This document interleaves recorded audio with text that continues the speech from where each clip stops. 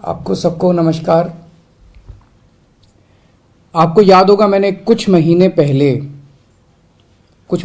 ही बता दिया था कि केंद्र सरकार सत्येंद्र जैन को एक फर्जी केस में गिरफ्तार करने वाली है। मुझे बहुत ही विश्वसनीय सूत्रों से यह पता चला था।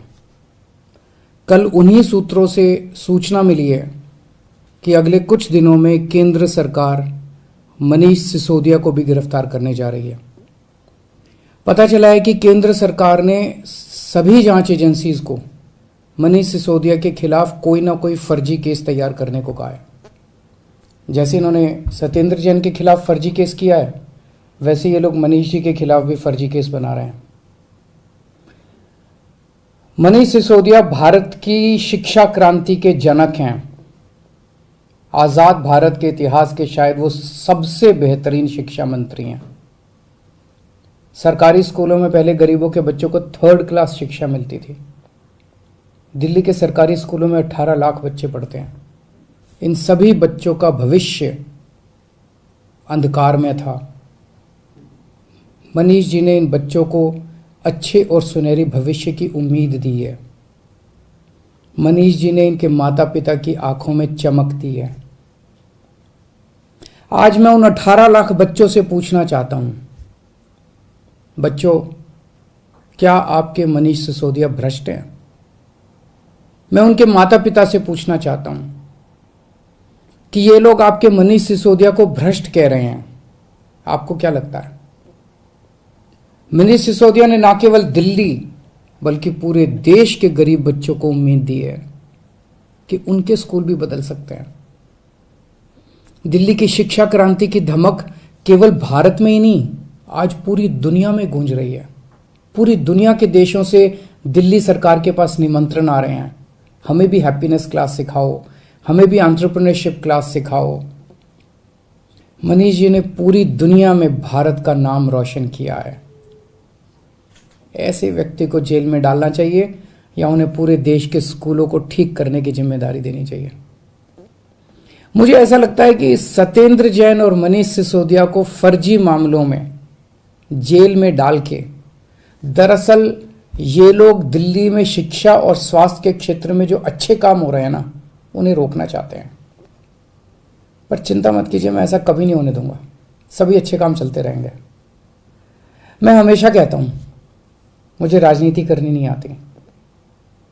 मनीष को और सत्येंद्र को जेल में डालने के पीछे इन लोगों की क्या राजनीति है, मुझे नहीं पता, मुझे समझ नहीं आता। मुझे केवल ये पता है कि मनीष और सत्येंद्र जैसे लोगों को जेल में डालने से केवल देश का नुकसान है। अगर मनीष और सत्येंद्र भ्रष्ट हैं तो फिर ईमानदार कौन है? खैर, मेरी प्रधानमंत्री जी से हाथ जोड़ के विनती है, ये एक एक करके जेल में डालने की बजाय आप आम आदमी पार्टी के हम सभी मंत्रियों और सभी एमएलए को एक साथ जेल में डाल दीजिए। सारी जांच एजेंसीज को बोल दीजिए कि एक साथ सारी जांच कर ले। आप एक एक मंत्री को गिरफ्तार करते हो, इससे जनता के कामों में बाधा होती है। अब सत्येंद्र जैन जी दिल्ली में कई और नए मोहल्ला क्लिनिक बनवा रहे थे। वो दिल्ली में पानी और बढ़ाने के लिए कई नए प्रोजेक्ट्स पे काम कर रहे थे, यमुना की सफाई पे काम कर रहे थे। अब वो सारे प्रोजेक्ट्स धीमे पड़ जाएंगे। जिस केस में उन्हें गिरफ्तार किया है आपने, उसकी जांच पहले ही सीबीआई और इनकम टैक्स वाले कर चुके हैं। उन्हें कुछ नहीं मिला क्योंकि केस तो फर्जी है, उसमें कुछ है ही नहीं। अब उसी केस की दोबारा जांच ईडी कर रही है। एक एक केस को कई कई साल तक अलग अलग एजेंसी बस जांच ही करते रहेंगे क्या? तो फिर जनता का काम कब करेंगे हम लोग? इसलिए मेरी आपसे विनती है, हम सबको एक साथ गिरफ्तार कर लो, एक साथ सारी जांच एजेंसी से हमारी सबकी जांच करवा लो। जितनी रेड करनी है रेड कर लो, एक साथ कर लो, ताकि उसके बाद हम काम कर सकें। हमें राजनीति समझ नहीं आती। कुछ लोग कहते हैं ये हिमाचल के चुनाव की वजह से किया जा रहा है, कुछ लोग कहते हैं ये पंजाब चुनाव के नतीजों का बदला लिया जा रहा है। हमें नहीं पता क्या कारण है। जो भी कारण है, हमें गिरफ्तार होने से डर नहीं लगता, पर सबको एक साथ करवा लो। आपने 5 साल पहले भी हम सब पे कई कई रेड करवाई थी, किसी के यहां 1 पैसे की चोरी नहीं मिली।